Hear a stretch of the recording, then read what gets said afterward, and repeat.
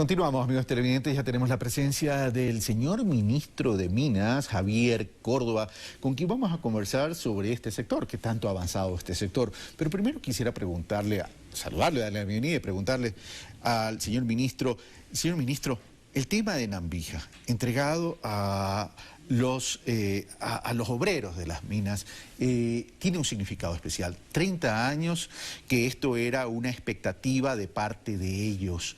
¿A dónde apunta esta decisión política del gobierno nacional?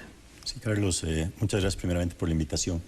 Lo que tú dices, Nambija es un caso particular y es un caso, yo diría que, si lo podemos decir así, anecdótico. Más de 30 años en explotación. En los años 80, que fue el año más fuerte de explotación por la cantidad de oro que todavía había, casi 20.000 personas vivían ahí en Nambija. Pero cuando tú visitas Nambija, siempre te preguntas, ¿qué pasó? ¿Qué pasó? ¿A dónde se fue el oro? Más de 30 años en explotación y la gente, lamentablemente, alrededor de 300 familias, que suman aproximadamente 1.300 personas, viven en condiciones paupérrimas, realmente en condiciones insalubres, sus actividades mineras son muy malas y viven ahí, es decir, el pueblo está ahí. ¿En el pasado Nambija se convirtió en un botín? Yo te diría que sí, no hay otra explicación. Y un botín que fue obviamente explotado, digámoslo así, por la gente que está ahí, pero que los beneficiarios definitivamente no fueron ellos, porque ahora, no se entiende que después de más de 30 años de explotación de oro, la gente siga ahí viviendo en esas condiciones. Te voy a hacer una pregunta que puede ser un poco dura. ¿No se trata de quién tomó la decisión? El gobierno nacional, nunca es tarde para corregir, el gobierno de pronto se solidariza con todo el pasado de estos hermanos ecuatorianos y toma la decisión de entregarle Nambija. ¿No es una decisión que para ellos, para la gente que vive allá, es tarde? Sí es tarde. Mira, el presidente lo dijo, el presidente estuvo el día lunes entregando personalmente, es la primera vez que un presidente de la República visita Nambija, y el presidente Correa lo dijo, y uno de sus reclamos más grandes, y en eso tenemos que aceptarlo, es ¿por qué nos ha tomado tanto tiempo? Estamos en el gobierno básicamente 9 años, ¿por qué nos ha tomado tanto tiempo tomar esa decisión? Entonces es tarde y nosotros debemos reconocer y asumir esa responsabilidad de que esto lo pudimos hacer mucho antes. Pero la decisión al final que tomamos, ¿qué es lo que busca? Primero, corregir varios errores. Por ejemplo, ahí teníamos la presencia antes, hasta hace aproximadamente 2 meses, Nambija estaba conformado por 2 condominios. Condominio es una figura que te da la ley de minería, en el artículo 131, pero que claramente establece que el condominio está conformado por personas naturales. Se genera un condominio sobre una concesión minera para personas naturales que se asocian para crear este condominio. En este caso no se estaba cumpliendo porque teníamos la presencia de una persona jurídica, una empresa llamada Miningandos, que tenía el 90% de las acciones en uno de los condominios y el 80% de las acciones en otro. Entonces, ya por ahí hay una transgresión. Absolutamente. Entonces, por eso lo que hizo el ministerio es declarar la nulidad de la entrega del título, porque no se podía haber entregado el título en esas condiciones. Pero vamos por parte. La declaratoria de la nulidad me parece correcta, pero ¿qué hay de la sanción a aquellos responsables que han transgredido la ley y asignaron de forma oficial eso? Totalmente de acuerdo, Carlos, y eso es lo que tenemos que hacer y eso es lo que ha dispuesto el presidente. No solamente es declarar nulidad, que ya está hecho, es decir, la parte administrativa ya se cumplió, con eso el área regresó al Estado, y lo que hemos hecho ahora es, por primera vez en la historia, entregarle la concesión de pequeña minería a los mineros que trabajan en la zona. O sea, de la informalidad a la minería artesanal. Ahora, ¿qué oportunidades tienen reales? Es pequeña minería, la concesión minera, y las oportunidades reales primero son varias, pero aquí no comienza, en esto yo quiero ser claro, y hemos sido siempre transparentes. Este no es el final, este es el primer paso que debemos dar en Nambija. ¿Por qué? Hemos pasado obviamente ya a la formalidad, a que los mineros que trabajan ahí, como te digo, 300 familias formaron la Asociación de Producción Minera Nambija Legendaria. Ellos son ahora los titulares del derecho minero, pero es el primer paso. Ahora tenemos que primero trabajar de una forma interinstitucional con el MIDUBI, con el Ministerio de Salud, con el Ministerio de Educación.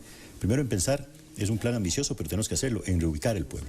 Nunca el pueblo de Nambija va a salir realmente adelante y va a vivir en condiciones adecuadas mientras siga viviendo ahí, en condiciones geológicas complicadas, riesgosas. Recordemos que en la década de los 80 ya hubo un deslizamiento que mató a alrededor de 40 personas y en la década de los 90 hubo un deslizamiento más grande que mató más de 300 personas. Bueno, entonces estamos hablando por un lado la operación y por otro lado reubicación para poder desarrollar viviendas y una comunidad. Una reubicación, nuestra idea es generar una nueva Nambija, una nueva comunidad en un lugar obviamente adecuado, reconstruir y que en la zona de Nambija solo sea la operación minera. Una operación minera obviamente técnica. Tenemos que mejorar con apoyo de la Agencia de Regulación y Control Minero, con el INIGEM.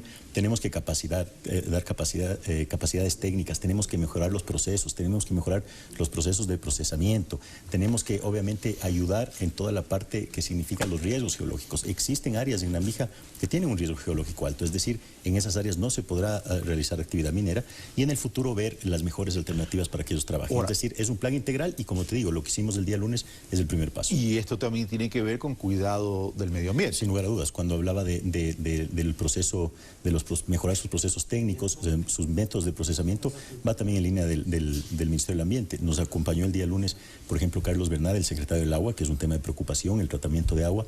Nos acompañó el subsecretario del Ambiente, es decir, le estamos dando una mirada integral. Y va a haber un acompañamiento. Por supuesto, sin lugar a dudas, tiene que haber un acompañamiento permanente. Ahora, ¿cuál va a ser la importancia de esta minería artesanal para la economía ecuatoriana? Mira, Nambija siempre va a tener una importancia, yo no sé si es que en este momento la importancia de Nambija, me refiero. ¿Es más simbólica o para la economía ecuatoriana sea fuerte? Porque es un depósito que se ha explotado durante más de 30 años, es decir, ya la gran mayoría del mineral ya está explotado. Pero yo creo que sí tiene el simbolismo de que todos los ecuatorianos, conozcamos o no de minería, conocemos de Nambija, hemos sabido de Nambija. Pero al mismo tiempo Nambija ha sido un pueblo que ha estado absolutamente olvidado. Así que tenemos que cambiar esa realidad, ese es nuestro desafío. Nos hemos demorado, sí, asumimos nuestra responsabilidad, pero ya hemos dado un paso. El tema más importante es la reivindicación de los ciudadanos de esa comunidad. Ahora, que ellos vivan bien. Ya, pero ahora, venimos hablando del tema de la economía a gran escala como una alternativa. Lamentablemente, en este momento de crisis económica mundial, también los precios de los minerales están a la baja.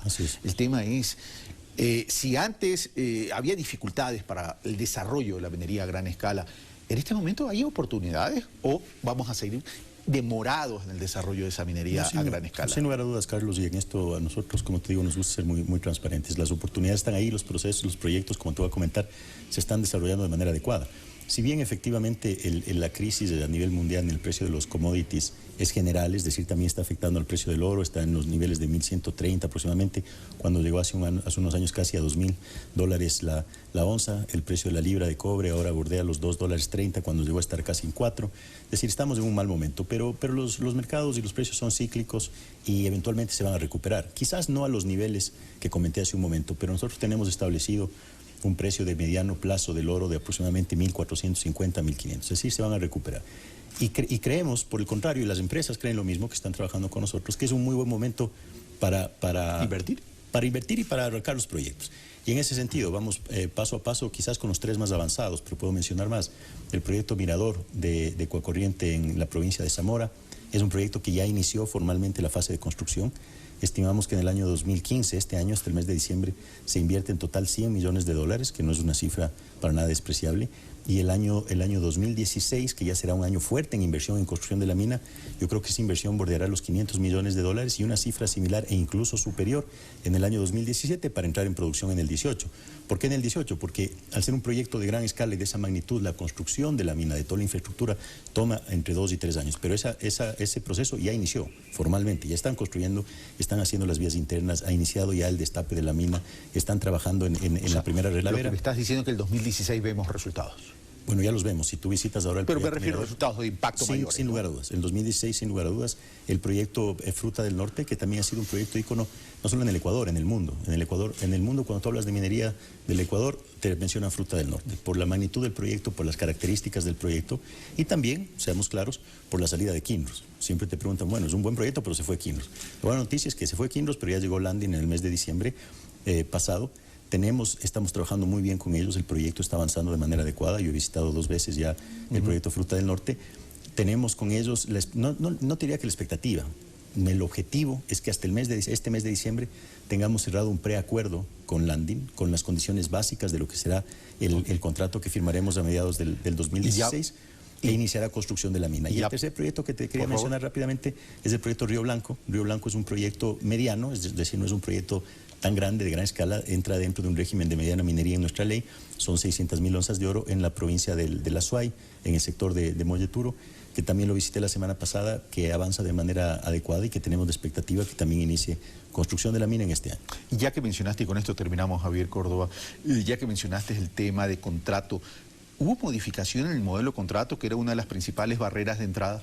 Mira, lo que hemos generado, se generó ya desde el año pasado algunos incentivos tributarios. Entendimos efectivamente, y lo habíamos conversado, que la carga tributaria que teníamos en el país para minería era muy alta y eso nos sacaba, no éramos competitivos con la región y en general no éramos competitivos en el mundo minero. Eso se entendió. Hoy tenemos una carga tributaria que está en el promedio de la región. El promedio de la región es del 26% aproximadamente, con una combinación de tasas, de regalía, impuesto a la renta, etcétera.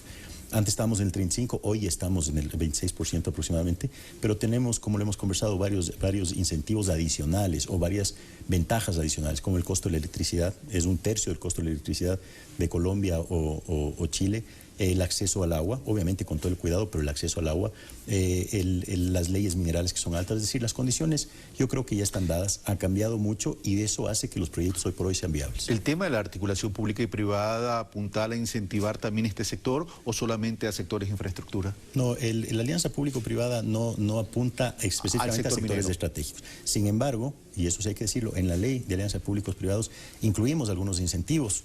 No directamente como la ley es decir, no como alianza público-privado, pero se incluyeron algunos incentivos para el sector minero, como por ejemplo, antes el sector minero era el único sector en el país que no reintegraba el IVA en la exportación. Tú conoces que no se exportan impuestos. Y el sector minero, cuando tú exportabas el mineral, no te reintegraban el IVA. Y eso era un problema. Primero porque era el único sector en el Ecuador, ningún otro pasaba lo mismo. Y en el segundo plano porque éramos los únicos también en la región que no reintegraban, el resto de países lo hacían.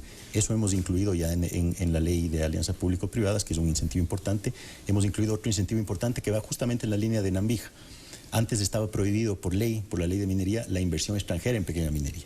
Y eso lo que no permitía es precisamente que los pequeños mineros, que no tienen mucho acceso a financiamiento, puedan mejorar su productividad, puedan mejorar su técnica. Alianzas. Exacto. Ahora ya con eso se abre, ellos podrán recibir inversión, apoyo de financiamiento extranjero para mejorar su productividad, sus procesos ambientales, etcétera. Javier Córdoba, muchas gracias por estar con nosotros. Muchas gracias a ti, Carlos. Bueno, esto fue Pensamiento Crítico. Soy Carlos Rabascal. Yo los espero en una próxima oportunidad.